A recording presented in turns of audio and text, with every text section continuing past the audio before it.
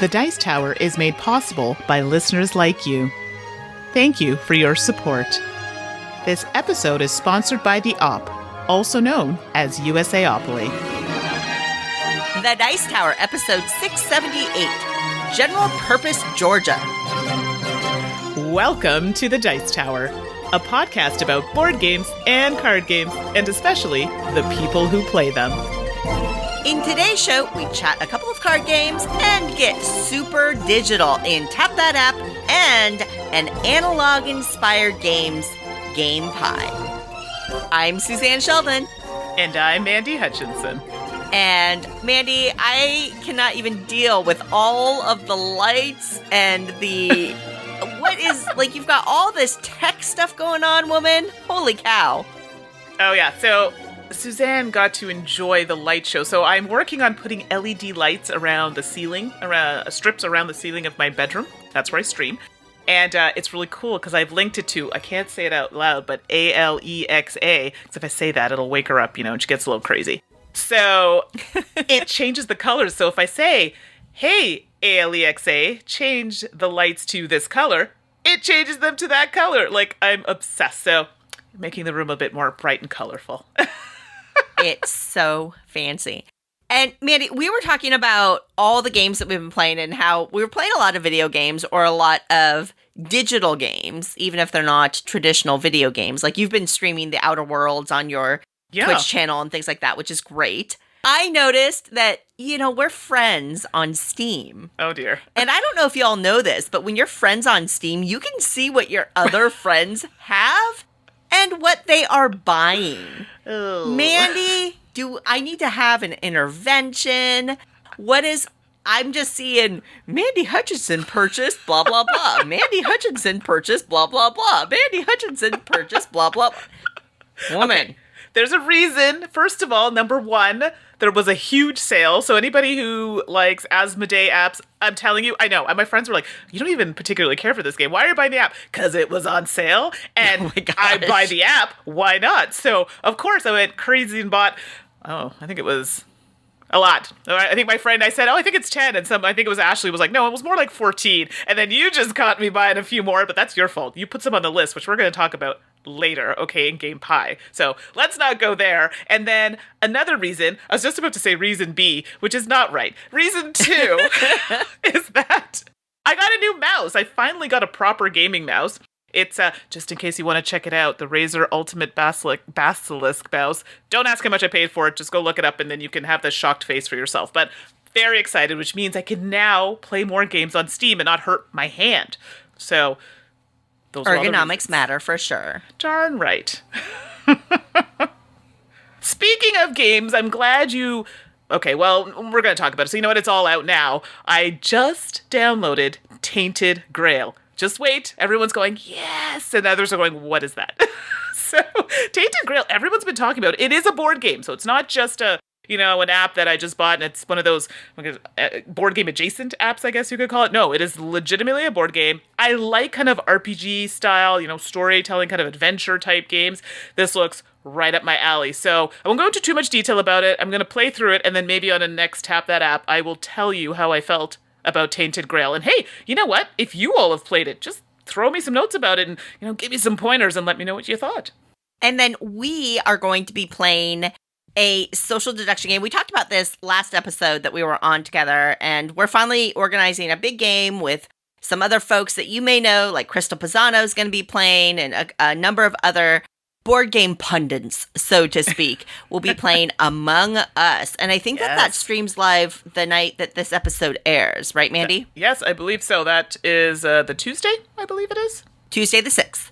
Tuesday, October the 6th. That's what. So, hey, if you want to watch us try to suss out who is the traitor as we try to keep our spaceship moving, join us and you can give us tips and make fun of all of our really bad social deduction skills. I don't want to be the traitor. I think I'll be really bad. And for the stream, it's probably because I'm going to run the stream. My screen will probably be the one that's up, which I'm really hoping maybe we can switch off because I think I'm going to be terrible. And that will not be exciting for people watching. So I don't want to be the traitor. We'll see. Hopefully it doesn't get too mean. Yes. But Ooh. I'm actually going to be starting off with a very, very simple, but surprisingly mean game in games we've been playing.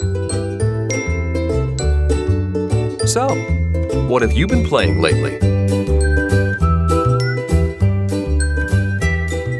Well, here is a game that is a little bit older, but I got to play it on Board Game Arena with a bunch of friends. And the problem is, and I'm just going to put it out there up front, because I feel this pain with you all, it's hard to find because it's old and I think it's basically out of print. So I know that stinks for you, but it also stinks for me because I really want a copy of this game now, and I don't know how I'm going to get it, but might have to mock one up for a short term.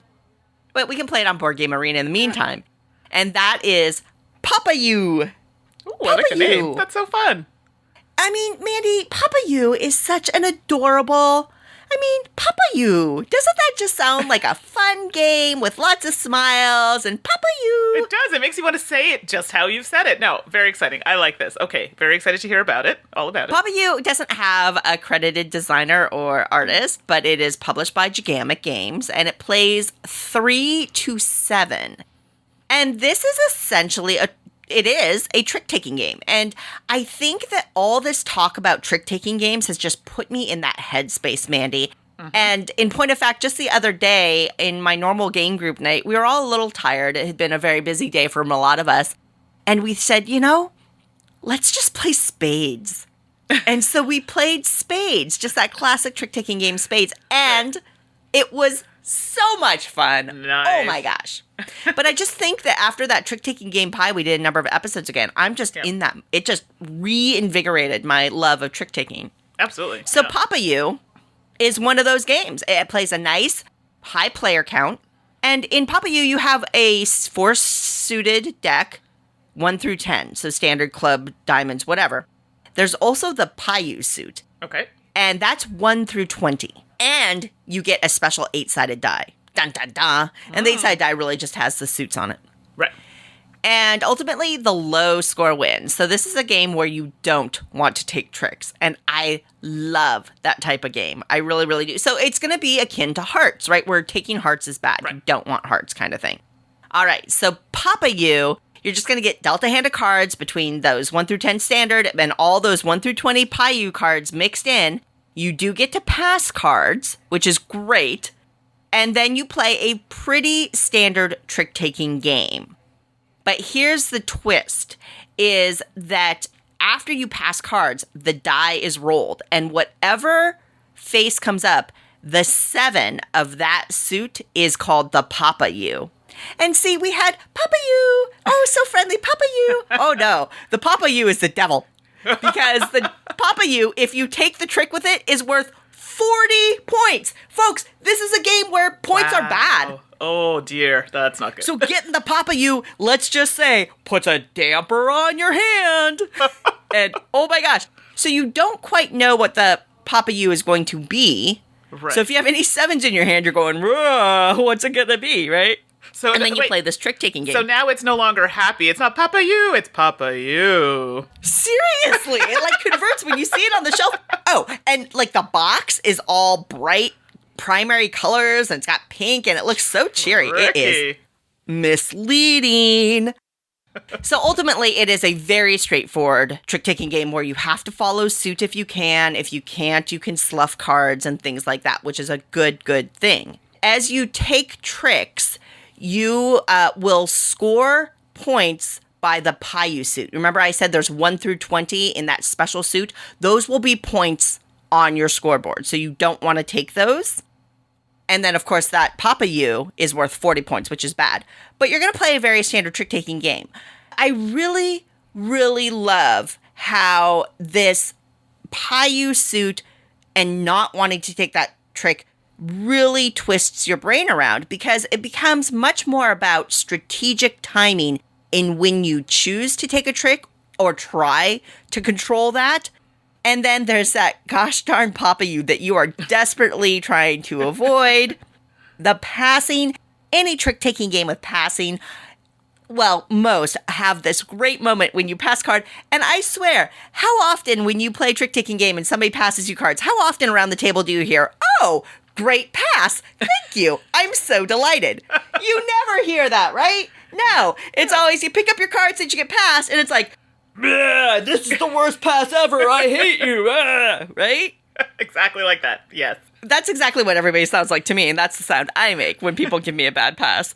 And you have that energy in huge amounts in Papayoo as you're passing those cards.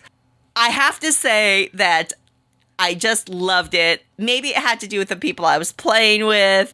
It does play that beautiful player count, and I think it plays fine. I haven't played at 7, but I've tried it at 4 and 5 at this point, I believe.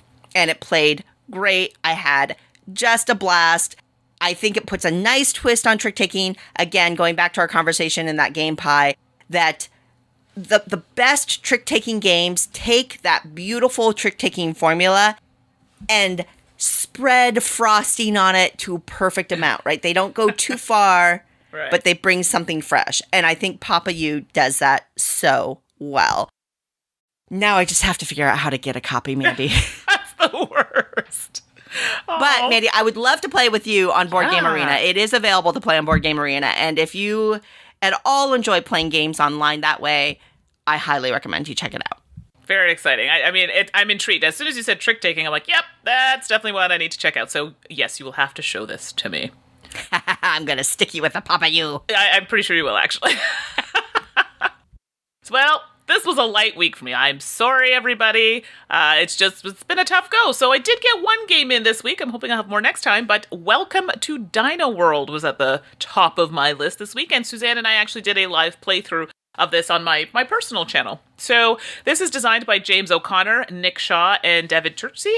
The art is by Sabrina Miramon and Beth Sobel, and it's published by Alley Cat Games. So literally on BGG it says it's 2 to 75 players. I wonder if that was like the cap. I just always makes me laugh when it's 75. Well, it's the number of sheets. It's the number of sheets because you get 75 of the light sheets and you get 75 of the danger sheets. So they're basically saying if you have this box and you open it up, the first game you can play can go up to 75 players. Okay, you know what? That makes so much more sense. I thought it was just some arbitrary number. So, okay, learned something new today.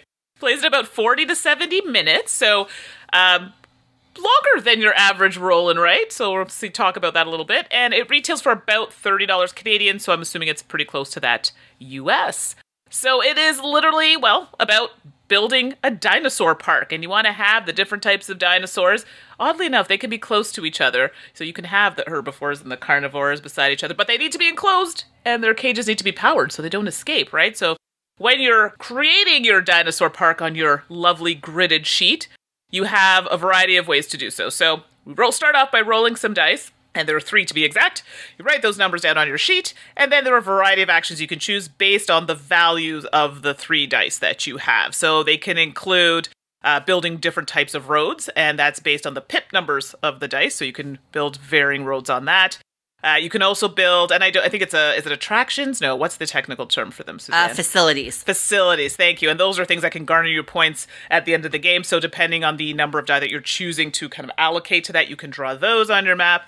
Different types of dinosaurs require different level of dice. Sometimes you have to combine dice to make them, and you're only allowed to draw 1 dinosaur per turn. I was very sad about that, but that's how that goes. But still, you can make some big dinosaurs if you can get those big dice rolls. So these are just some examples of things that you can do. And I think it's played over, I think it's 8 rounds? 8 rounds. 8, thank you. 8 rounds. And yeah, and then you basically count up all your points, see, your facilities, how they stacked up against everything, and then you see who wins. Now, we played the kind of easy mode, if you will. But Suzanne, I know you've had a bit of experience with this one, and there are different modes, which we didn't play. Absolutely. There's the danger mode, too. And there are little expansions to it, I believe, that let you add little touches here and there. And one of the things I like about Welcome to Dino World is that in light mode, it's pretty forgiving, right? One of the details when you're doing these dinos is that you get a box requirement or a space requirement. So a Brontosaurus requires, say, 7 squares. Well, guess what? You can draw those 7 squares in any shape you want. That's very, very flexible, which I think is cool. Mm-hmm. And I like that. Now you start moving into the danger zone. Well, now you've got things like the power generators work differently, and you can lose pens, you can lose dinos, you can take those hits, and it becomes, I would say, more challenging, more cutthroat, and more strategic. But it's the same formula for both games, essentially, and I love that. I love that you have this roll and write game that can be pretty light, pretty forgiving, pretty flexible, and then you have a version of it that takes it and really just amps up everything about it. And I think that works very, very well in Welcome to Dino World. And quite frankly, not a lot of roll and writes offer that kind of flexibility in one box. Absolutely. And something I should have mentioned as well for scoring throughout the game, you have these kind of, and I'm going to say they're objectives, that's not the technical name for them. But depending on the amount of players that you're with, you'll have certain amounts set between players that they can score on. So if you had a game of 3, for example, maybe Suzanne and I are looking at scoring certain objectives between us versus I'm going to use my friend Ashley. If she was playing, she would not be able to do that because, those ones are just between Suzanne and I. So we would be looking at that. And then they would have some between her and Ashley that I wouldn't be able to score and so forth. So that's another kind of fun way to score points. And I found that in the game I played, I definitely scored a lot of those versus Suzanne was really good about building a really nice park with her facilities getting her a few more points than me. So it was still a close game. I think we ended up with like a 5 or 10 point difference in our play. Yeah, it was. Yes. Yeah. So that to say that you can take different ways of playing the game and still do fairly well instead of like, this is the only way that you can play and this is the only way you can gain points. And I like that because I don't always want to play the same way as somebody else, right? So I like to be a little different. So I thought that was great. And I do like, the flexibility of playing it maybe in a more straightforward mode, but then you have like more of a danger mode if you want something a little bit more. And don't laugh, but this game actually comes with some actually decent pencils and an eraser. I was impressed by that. I know it sounds silly, but sometimes you're in a pinch. I've done this. I've bought a game. It's in the plastic. Go to play it. Oh, I don't have any writing implements to play this game. I could just buy it and play it right away.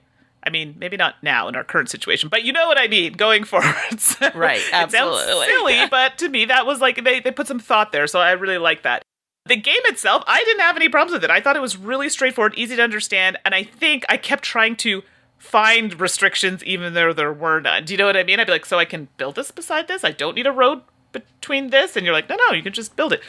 Okay, like I was trying to make it harder than it actually was. It was hard enough. I didn't need to make it more difficult. So I like the fact that it was just a little bit more of a thinkier kind of roll and write. So I don't have really any negative things to say, and if I did, they're kind of nitpicky. Like the size of the box, in my opinion, is big for what I thought it was going to be, but I don't know if there was a way around that, depending on the cards and things like that.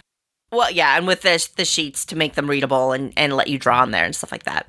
Yeah, so Welcome to Dino World for me was really fun. I definitely recommend you try it. And if you're not sure, like I said, there's lots of videos online. We've done a stream recently that demonstrates the game as well. So Welcome to Dino World was a A+ for me. And to continue my trick-taking game zone, oh my goodness, Gudetama, the tricky egg card game. This is so good. I want them to make shirts. I'll buy all the shirts. Oh, for reals. Yes. So cute. For those of you who are not familiar with Gudetama is part of like the Hello Kitty family, right? It's part of the Sanrio family. Mm-hmm. And the Gudetama is the lazy egg. I just can't even tell you how hilarious and charming and relatable this egg is. I swear to God, this egg is my inner beast because I just relate so much to it. And for some reason, they decided to make a card game with Gudetama in it. Hey, why not?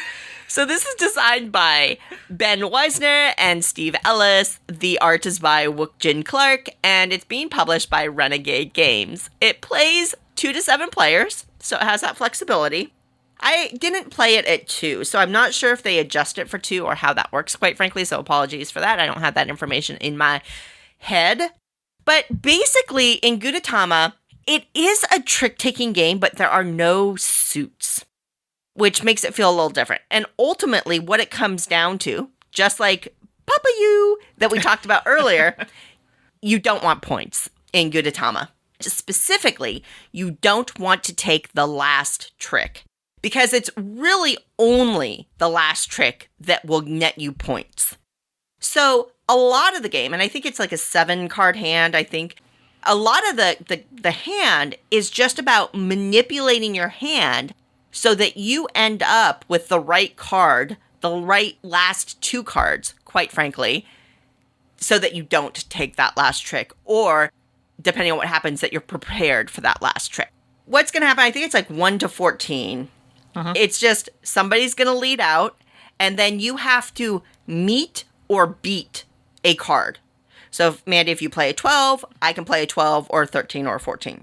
If I can't, if I don't have anything higher than a 12, then I have to play my lowest valued card in my hand, which is critical because low cards are how you ditch tricks, right? So you don't want to lose those powerful cards because you don't have a high card, which makes assessing your hand really interesting. And when you have an option on what card to play, that makes that decision pretty important. Like I said, if you win the trick, you just lead out the next time. It doesn't matter if you win the trick until that last one. Because the last trick, whoever wins that trick, they will score points according to the card that they had to play to win the trick.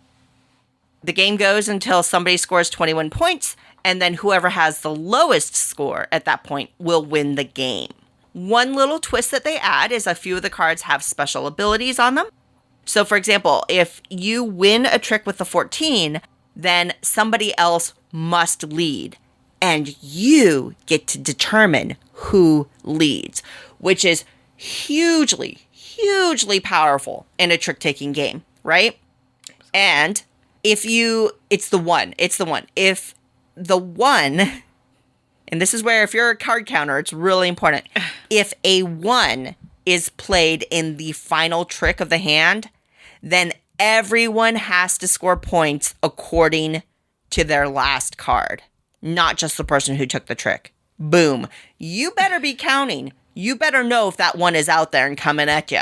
And that's why I was saying those last 2 cards, you may have to make a choice because you're worried about that last trick and not wanting to score the points in your hand kind of thing. Absolutely. Yep. And that's the whole game. It's very, very simple, especially because you don't have to count suits and there's nothing like that.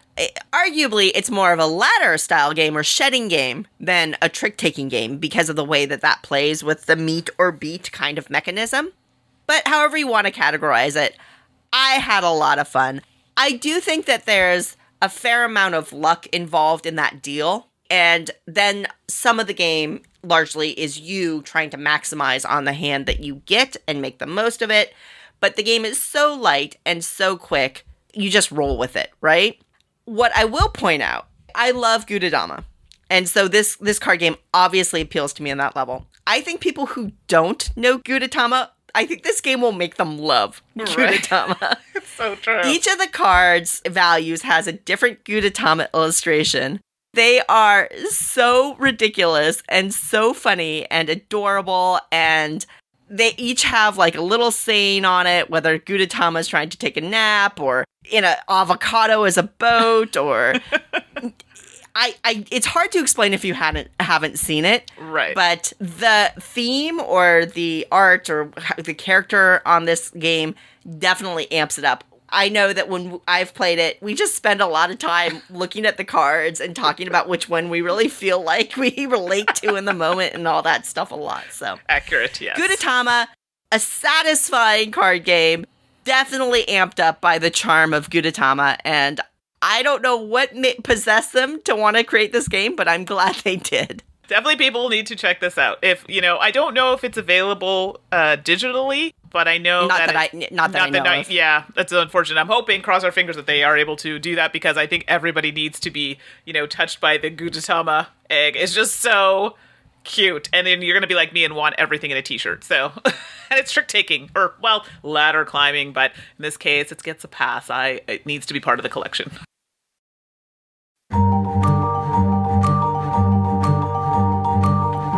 Brought to you by the Op Games, also known as USAopoly. Today's featured games are horror-themed. Horror. The Op Games is a favorite manufacturer for horror this month. check out theop.games. Friday the 13th, horror at Camp Crystal Lake.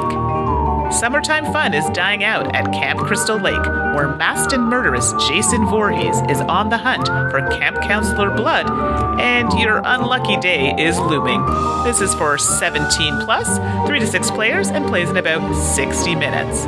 Next up is Horror Ultimate Trivial Pursuit. There's no turning back from Trivial Pursuit Horror Ultimate Edition. Explore the darkest corners of pop culture in this fact-based challenge, where survival skills are a must to answer 1,800 blood-curdling questions from across all horror genres. For ages 17 and up, 2 or more players, and 60 minutes to play. Finally, we have Scooby-Doo Chronicles.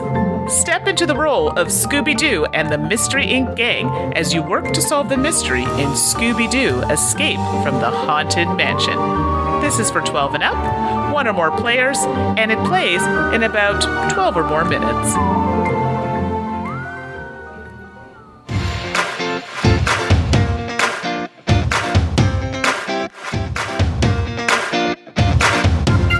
And now let's look at the digital side of board gaming with Tap That App. All right, well, if you were listening at the beginning of the podcast, you know I got a lot of digital games in.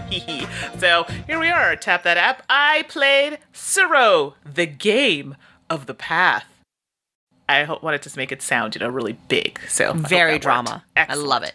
Excellent. So this app was put up by Thunderbox Entertainment Limited. The board game is actually published by Calliope Games. This is available on Android, Steam, and iOS. And for those who like to know the pricing, it's about $3.99, $5.50 Canadian, I believe, on the Android and iOS, and it's about $11 or so on Steam, and that's in Canadian dollars. So I'm assuming it's just slightly less for you Americans out there. So, I feel like, yes, I know. I'm sorry I'm Canadian. It's just first price that comes to mind. All right, so Suro is actually a very straightforward game. I also own the board game. And in the game, you are trying to take your stone and guide it along the board with some paths. So you're going to be putting out some tiles, guiding your stone across these paths. And they are different directions, so you want to make sure you can rotate them the right way. And the goal is to try and stay on the board for the longest amount of time without kind of falling off one of the edges of the board. The thing is, you get to place tiles, but so do other people, and sometimes when they place a tile, it can really kind of mess up your pathing a little bit and force you off the board earlier than you anticipated. That's literally the game, and that's literally how the app works. Overall, I like the game. It's simple. It's nice when I just want to get something really quick and, fun. My brain thinks a little bit and, oh, goodness gracious, and just get it out there in a 15 to 20 minute time frame. It's great, and I actually really like it. I think I actually like it better digitally than in the game form. The game is great. Let's be clear. I just think for me, I like it, I think, in the digital form a bit better, and I enjoy it that way. And I've been playing it on Steam and... Hold on, I have to think about this. Steam and Android. I have so many devices, and my phone's pretty small, and I find it stays up pretty nicely on the screen. So in this particular game, the graphics are nice, but they're simple. So when I say simple, it's not basic. There's a difference between basic and simple. Does that make sense? Yes. Okay. Yeah, absolutely. Yeah, so they're still nice, and you can see that there was a lot kind of put into, the stones, or when you do the pathing, it lights up the path and the color of your stone so that you can really see it. You can press, if you hold on one of the squares, because you have a choice of 3 squares when you're placing them for your piece to move, you can actually just kind of press on it and then slide it up a little bit, not on the board, and it shows you where you're going to place it, and then it shows you the different paths that will show up on the tile if you place it there. So I'm like, oh, that's nice. I can see before I place it. And you can rotate the tiles. Just tap on it and it rotates. So little things like that are nice, and the board, it actually has a board, so it's not just, something drawn on the screen. It actually has a board with the pieces that are standing out, so that's pretty nice. Now, that being said, you don't have a lot of a way to change the view. I tried to kind of tilt the board a little bit, and it tilts it a little bit, but you don't have, you can't customize to get a top-down view, or maybe you want to spin it around in a different way. It's very limiting on that. Now, that's been most of my play on Android, so this is where I'm coming from with it. On Android, you can kind of tilt and move it around, but it's not super customizable from the point of view on the Android. So I haven't played enough on Steam to kind of comment on that, but on Android, you can't really do that. Maybe that's going to be something else that's coming. Not sure, because I know they're doing a few updates on this app. Additionally, You can play with the AI. I didn't know, so I accidentally just said, oh, I'll just play it. And I automatically assumed that you would get the AI interaction. You don't. You actually have to select it. Otherwise, you end up playing by yourself, which is fine. But you're just playing alone to see what your highest score is versus playing against something else, which can affect the pathing. So you do actually have to go into the menu and select the AI. So put pieces on the board that you want to play against. So just something for you to remember if that's how you want to play it. I didn't do a tutorial. I hadn't played Store in a while, but I'm like, let's, like I usually do, I just jump in and try it. Honestly, I don't think you need to. This game actually guides you as you do it. So does this? Great. You just pick a piece, like it kind of guides you for the first little bit and then lets you play it through. I liked that. So you could jump in and it was really straightforward and it guided you really well. So I was very happy with how that progressed. So that was really nice. And I mentioned already the lighting up of the paths. I like that. For someone like me, I need that visualization. I'm not a very good player with spatial kind of elements, so I find that really was helpful for me. Yep. Yeah, I liked the colors. Not everyone I think are going to like the colors. You know, they have like a bright purple and a bright yellow. I like those colors. I like a brighter kind of board, especially when you're working with something that's such muted colors, like the tiles are more of a browny shade. You know, the background's neutral, and then the pieces of the stones are yellow and purple and green, so when they slide, you can see that brightness. I like that. For me, I like the contrast. Some people may not. I think it actually adds a nice touch. So overall, I like the game. Again, saying I think I like it a little bit more in the digital form, and I thought Suro was a good app. Quickly pull out, get a game in, and then if you want to try something else or continue with that, you can. So very happy with Suro, the game of the path. Excellent. I really like this one as well, and I think it was a good choice. Well, let's talk a big kid. Big old kiddo app, right? Root. Oh, Root is an app form, folks. So good. So good. The cutest little coin game you ever will play. It's available on Steam for $15 and iOS and Android for $10. It is developed by Direwolf. Direwolf is well known for doing pretty darn high quality apps out there, right? Direwolf is top notch.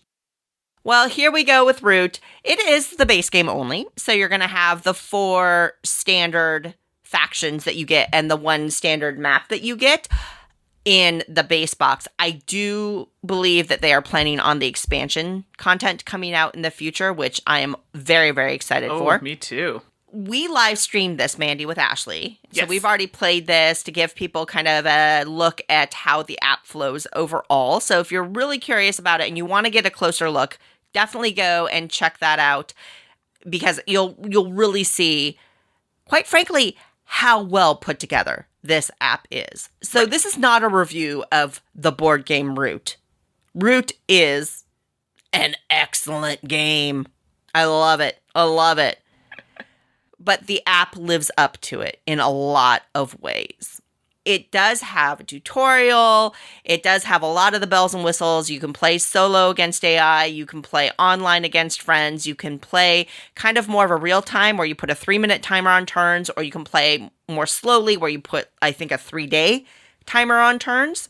And you can set all that up. It does have an in-game proprietary ID, which would be necessary for cross-platform play. So I like that. Mandy, you and I found each other in the game pretty easily once we realized how that worked.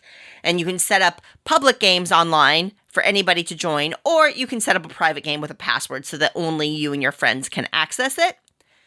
All those features are there.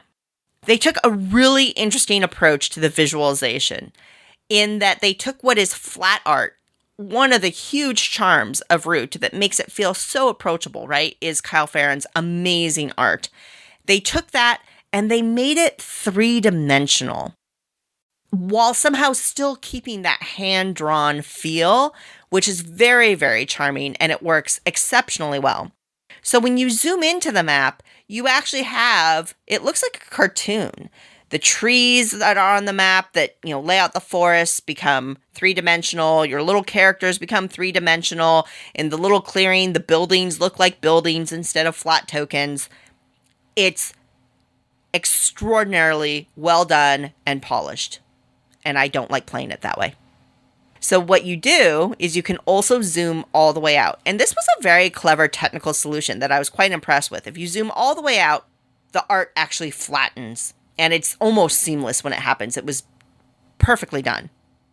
And then it looks more like a game of Root that you may be used to playing on a board where buildings are represented by tokens and things like that. The one thing you don't get is, if you're playing Root in real life, you throw a big handful of meeples out there, right? And you have this mass of meeples on the board. In the digital implementation, whether in the 3D mode or the flat mode, you just have an icon essentially with the number underneath it to show how many units are in a clearing. Solid solution for a real estate challenge, right? The issue for me was, and this is a very personal thing, I was so used to playing Root in real life, looking at a board game, that my brain struggled to adapt to that beautiful 3D presentation. I just couldn't process the information as well as when I had the flat one in front of me. I'm not used to seeing buildings look like buildings. I'm used to seeing, I forget, the woodworking shop is like a little saw icon on a token. So what I have found is that when I play Root, I prefer the flat version. I think many people will like the 3D version. There's not a darn thing wrong with either way. And it's more thematic, or it has more character, I guess, in that 3D version. I just personally prefer the flat. And I think it is excellent that they offered you both options. Mm-hmm, absolutely. The AI, solid choices of AI. I've won a couple of games. I've lost far more games against, I think I'm playing the medium AI right now. I haven't tried the hard one. And I did just have an absolute blast playing it online with friends. It is just so much fun. It is such a good game, and it lets you do that. I think there are things like access to information when you click on your character, that you see all the information on the player board in your day, night, bird song kind of phases. All that information is a pretty quick click or tap away. As far as I'm concerned, they hit it out of the park with the quality of this app. It is well worth the cost of the digital format, whether you want to play it mobile or on Steam. I recommend it highly. And I think it is another great example of a digital version of a game that is challenging to learn or to teach. And you can spend some time in this app to help make you better or help you understand the physical game more. And I think that that is another huge benefit of the Root digital implementation. So kudos to that team all the way around. I really enjoyed that as well, and not because I won the last game. Do tell, Mandy. Do tell. I know you want to, Mandy. Well, I played, Marquise de Shaw. I was going to say Deshaw, so the cat. And, my strategy is just to put cats everywhere, just in case. You just never know. And it actually worked in my favor this time, because Ashley was really coming for me because, I decided to go dominance early. That was totally a mistake, but hey, I was going to roll with it. And she didn't see that I had a little kitty in one of the areas on the lower part of the board. So all of a sudden we're playing, and then the game's showing that it's over, and we're all like, I'm like, what? Wait, I won? Yeah! Because Ashley didn't notice that I had that down there and had taken all of her birds out of that area, allowing me to win based on the dominance card. I don't know if I feel really good about that win, but I'll take it. And my favorite line from that video, you'll see it if you watch the playthrough, was Ashley going, I need to watch this video again. It made me laugh. I was like, this is fantastic. All that to say, I really liked it, regardless if I won or not. And I'm one of the people that likes to play it in the 3D mode.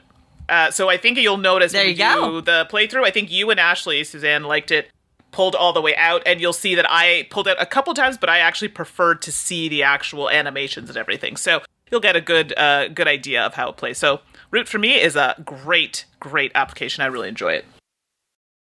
Order up!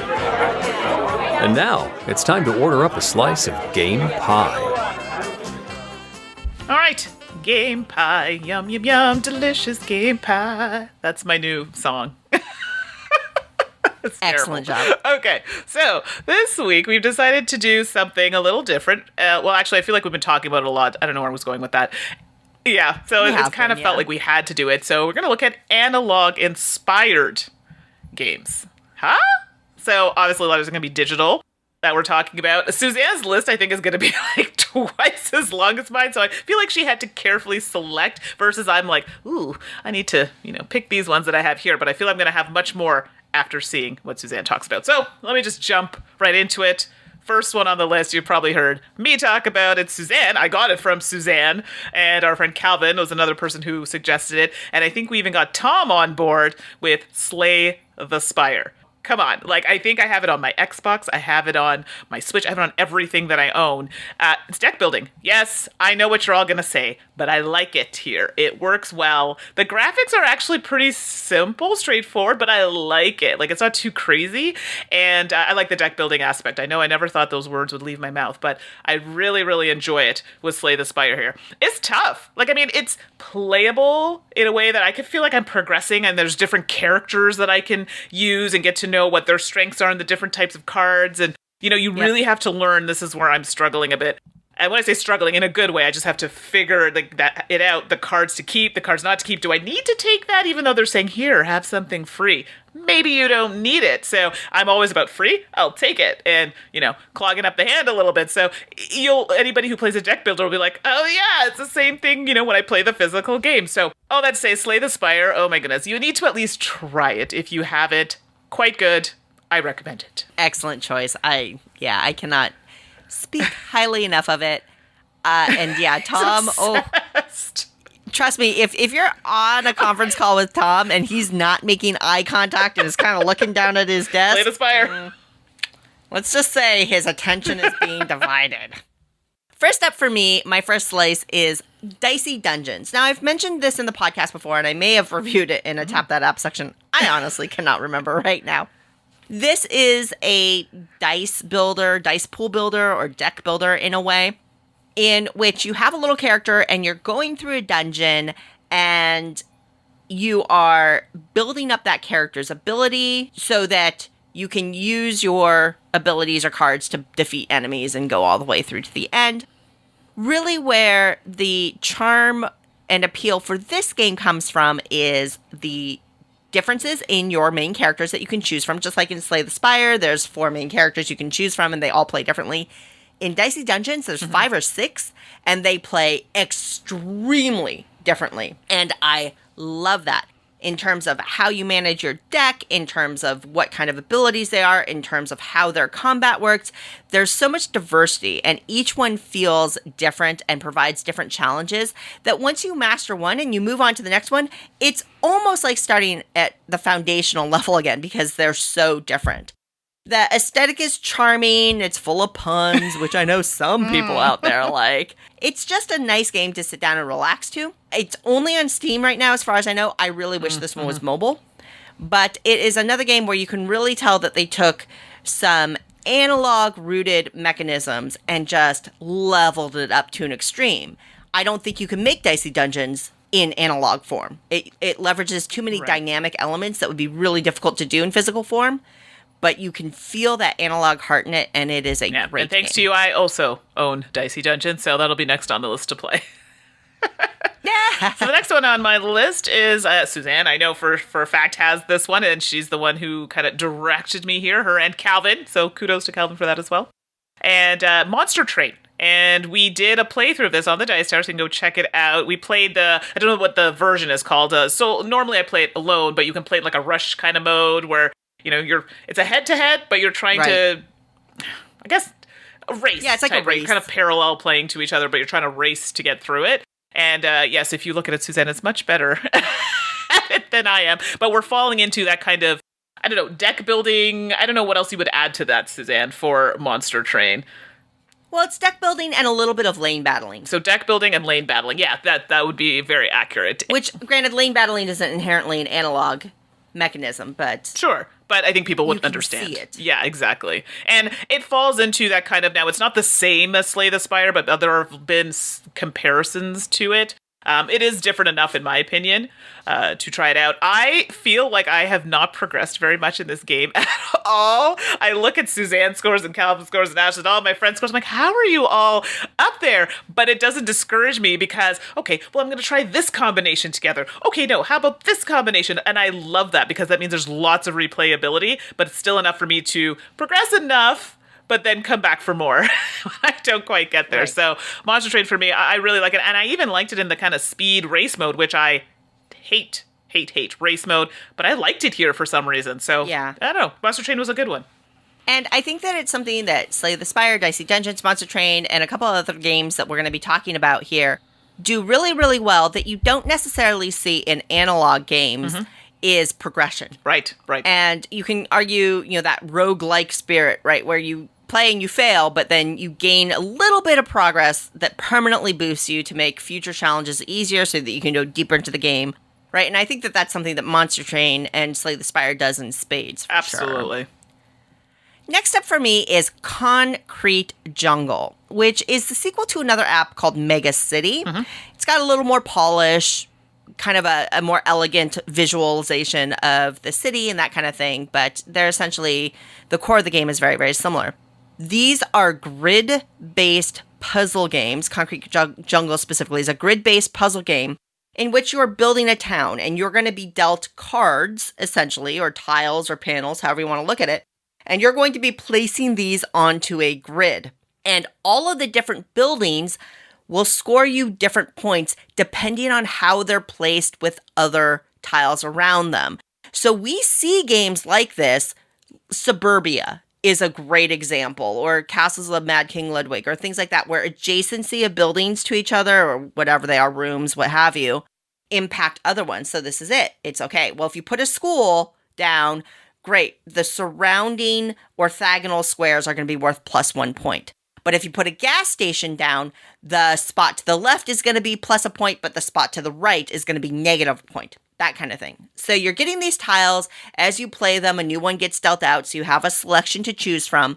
And as you complete columns, that column will score and move off. And so there is some timing, there is some planning, there is the aesthetic element, and the puzzle is super duper solid. Now, this is a game that you could do in analog form. If you had a ton of tokens, a ton of +1, -1 chits, and all that other stuff. Right. But in app form, it's quick and it's easy. It's rewarding to play. And Concrete Jungle, specifically, as opposed to the older Mega City, has a nice amount of polish to it. And I've really enjoyed it. Yeah. So again, Suzanne is giving me more items to add to this. This definitely sounds right up my alley. Very excited to try that out. So the next one on my list, wow, I feel like I'm repeating myself here, but another great suggestion from Suzanne is Griftlands. And this is by, is it Clay? I know you have a lot of games from them. Clay Entertainment or Clay, I believe that's what it's called. KLEI. Correct. And again, and you're going to notice a sense of theme here. It's a, look at that, deck builder. And I'm sorry, maybe, let's see, space games All right. and All right. deck building games. This doesn't count. It's not board games. Okay, well. Okay. So, yeah, I know, and I feel like there's going to be some spacey elements in some of these, but I digress. We'll talk about that later. So, Griftlands is a deck building, and as Suzanne said before, roguelite game, so which you'll see a sense of that in a lot of those we're talking about. And I like the fact that you can negotiate. You can fight, steal, or just persuade anything that gets in your way. I really like that, and I'm not the type of person, funny enough, I'm not the type of person to play a board game where you have to negotiate. As soon as I hear negotiation in a board game, I go, ooh, I don't know.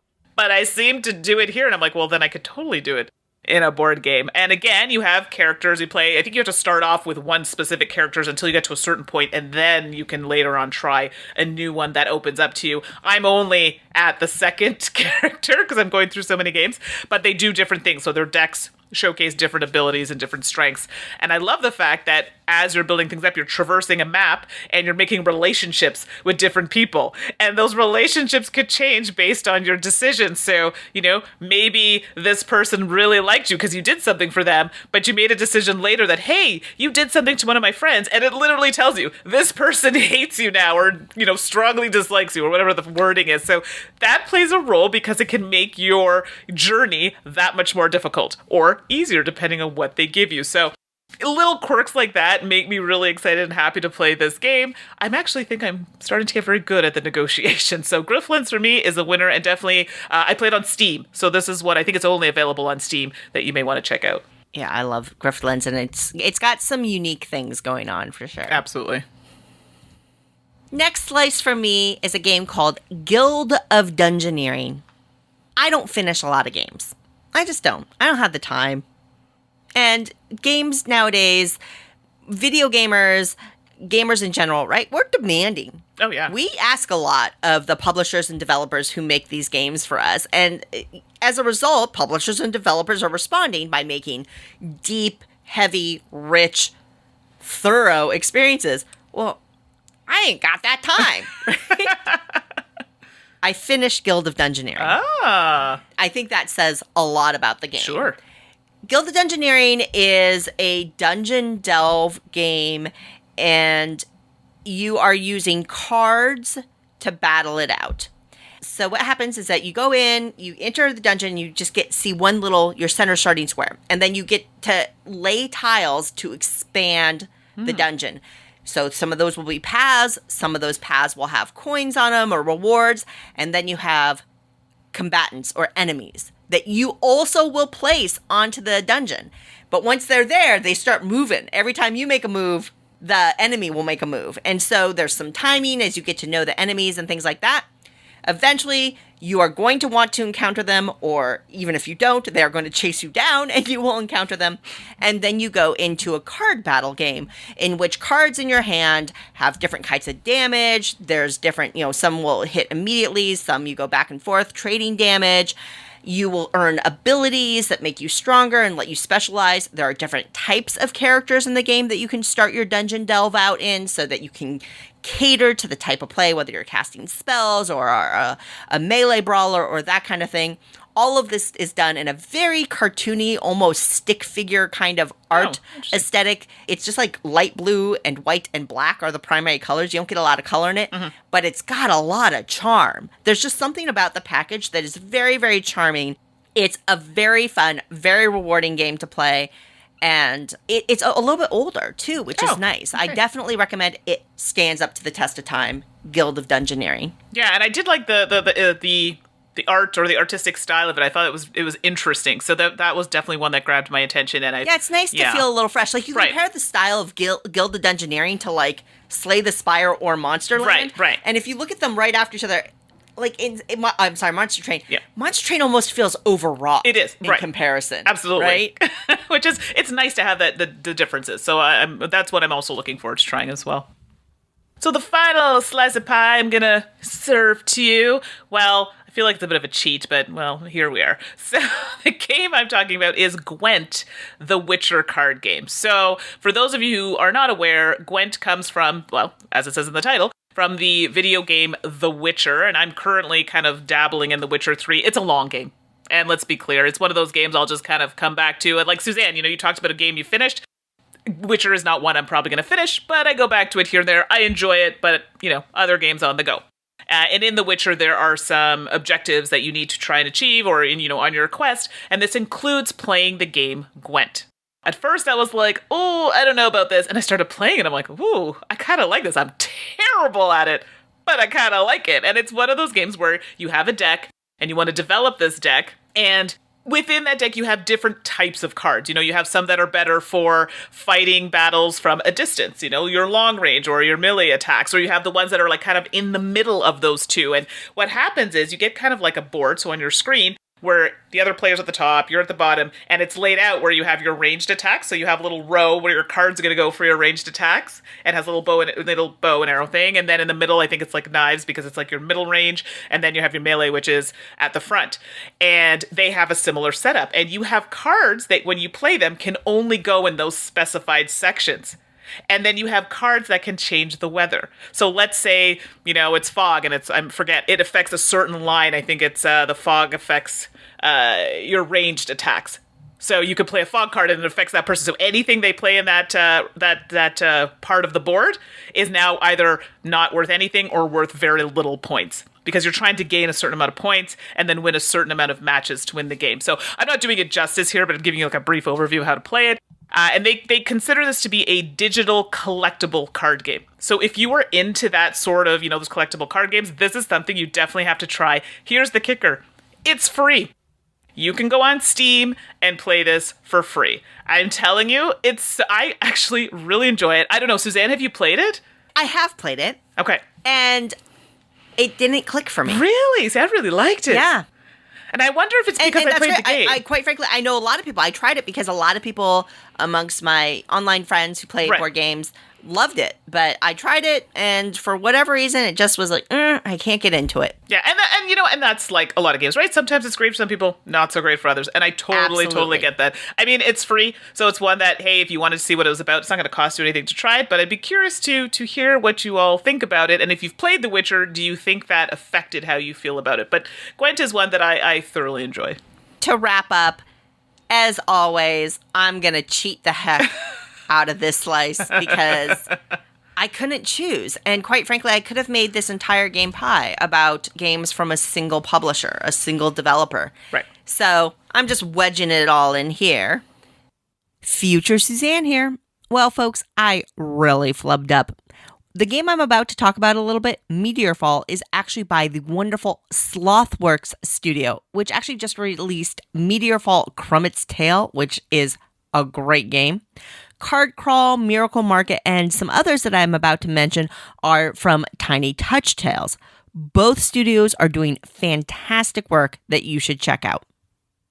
And I'll say Meteorfall, but really what I want to say is any game from a publisher or developer called Tiny Touch Tales should be on your list. If you are a board gamer who enjoys app gaming at all, check out the studio Tiny Touch Tales. Everything they make is good. Okay. Meteorfall is a phenomenal optimized for mobile experience where you just have to, when you have a card in your hand, you swipe right or you swipe left. It's literally a one gesture game to attack or to, it's got like this timing element where you're reserving time as a resource and all this other stuff. So do you play the card or do you discard the card for a benefit, that kind of thing. It's so smooth, it's so simple to play, but it's rich and rewarding and fun. And the art style is incredibly charming. Meteorfall is excellent for a mobile game. But there's also games like Card Crawl or Miracle Merchant or Card Thief or Maze Machina, which just came out. I'm telling you, the game design here is so solid. You see everything is often card-based or tile-based. There's positional things where you can literally imagine this thing on your table with tiles that as you move one up and attack it, the row drops down and that kind of thing. These are a near perfect marriage to me of analog and digital, bringing some of the things that we just love about analog games and board games that we play and making them a unique digital experience. Every one of them. Every one of them. So yes, it's a cheat, but I would be remiss if I didn't help steer you towards these wonderful games because they're great for quick bursts of play. You can get some progression in them. They're charming. They're approachable. So Meteorfall, anything from Tiny Touch Tales, that analog heart beats strongly there, but the digital experience is flawless. Fantastic. I think my list has become a bit more robust every time I hear Suzanne talk about games that I can now acquire on Steam or on my Switch or something else. Yeah, and you have to remember, Mandy, that when I first started talking publicly about board games with the Dice Tower, I started in the app space. You did. Absolutely. Absolutely. So I've got a long history here, so it's not perhaps surprising, right? I mean, I started this stuff 7 years ago, right? I started digital board gaming because I was in a position, I had a baby, and I couldn't go out to board game nights and things like that. So I was looking for a way to satisfy my desire to play board games, but couldn't. Right. And that, digital games came to the rescue, and they've only gotten better. Yeah, especially times we're in now. Like, everyone's benefiting from it, so including myself. My wallet, not so happy, but hey, we can't have it both ways, right? Gotta board gaming is a luxury hobby. You're right. Well, there you have it, folks. Our analog-inspired game pie. Hopefully you will check out some of these games and enjoy them as much as we do. Mandy, maybe I'll give Gwent another try. Okay, maybe. If you don't like it, but give it one more go. See how you like it. We welcome your feedback. Feel free to send us an email, whether you like our game pie or not, whether you've tried these and hate them or tried them and love them. If you have any questions about them, you can contact me at Suzanne@dicetower.com. And you can contact me at Mandy, that's Mandy with an I, at dicetower.com. As always, it is a pleasure and privilege to be part of your extended gaming family. Thank you so much for listening.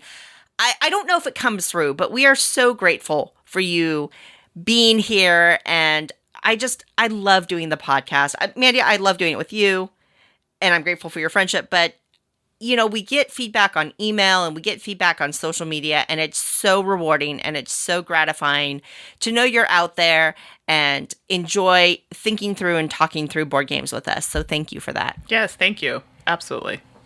Next episode is 679, and Tom and Eric talk terrific tea games. All right. Should have found a tea synonym for games, darn it. Next time. Until our next episode, I'm Suzanne Sheldon. And I'm Mandy Hutchinson. And you've been listening to The Dice Tower. Thanks for listening. Promotional consideration has been provided by game publishers in the form of review copies of games. This podcast is sponsored by listeners like you. Thank you for your continued support. And speaking of support, the Jack Vassell Memorial Fund is an organization dedicated to helping gamers in need. Learn more about the fund's mission and how you can help at jackvassell.org.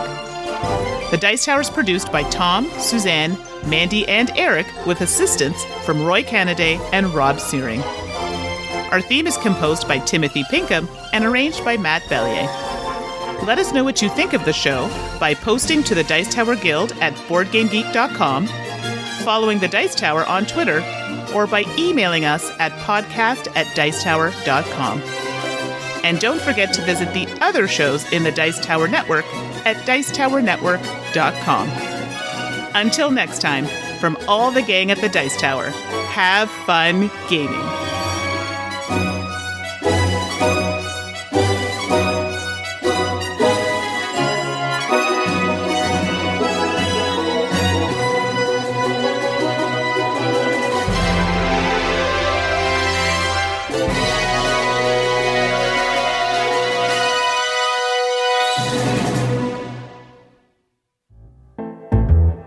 All right, everyone, it's that time again for Two Truths and a Lie, so I'll go first and read mine from the last episode. So I own all of Star Realms, I own all of Hero Realms, and I own all of Dale of Merchants. So these are all games for those who are not sure. And if you said that I own all of Hero Realms was the lie, you would be correct. This close to owning all of it, but everything else, I have all the things. And for me, last episode, in the same collector mindset, I own all the Small World expansions, I own all the Tiny Epic series, and I own all of the 6 Nymph games. And the lie is that I own all of the Small World expansions. And similar to you, Mandy, I own a lot of them, but not all. Right. So close. All right, well, new this week, I'm on a designing thing. Anybody who's following me on Twitter and stuff will know what I'm talking about. So here we go for this week. My streaming room has LED lights on the walls. My room has butterflies on the walls. And my streaming room has a Hello Kitty theme. Lots to think about there. All right, and for me this episode, I love the Professor Layton games. I love the Phoenix Wright Ace Attorney games, and I love the Room series games. Ooh, went a different way this week than I did, but some good stuff there. Good luck, everyone.